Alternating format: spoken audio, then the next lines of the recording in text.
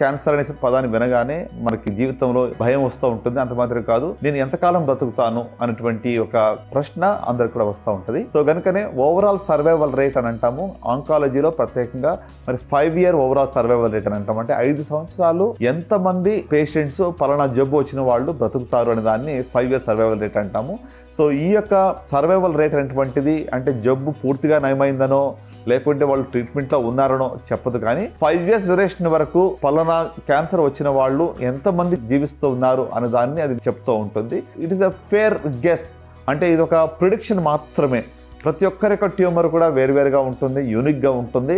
So కాబట్టి వారికి ఉన్న స్టేజ్లోది మీకు కూడా అదే రకంగా జరగాలనేది ఏమీ లేదు. జెనెటిక్ మ్యుటేషన్ బట్టి కానీ, మీకున్న స్టేజ్ని బట్టి కానీ, లేకుంటే మీ ట్యూమరు క్యూమోకి కానీ, సర్జరీకి కానీ, రేడియేషన్ కానీ ఎలాగ రెస్పాండ్ అవుతుంది దాన్ని బట్టి కానీ అనేక ఫ్యాక్టర్స్ మీద ఈ యొక్క సర్వైవల్ అనేది ఆధారపడి ఉంటుంది.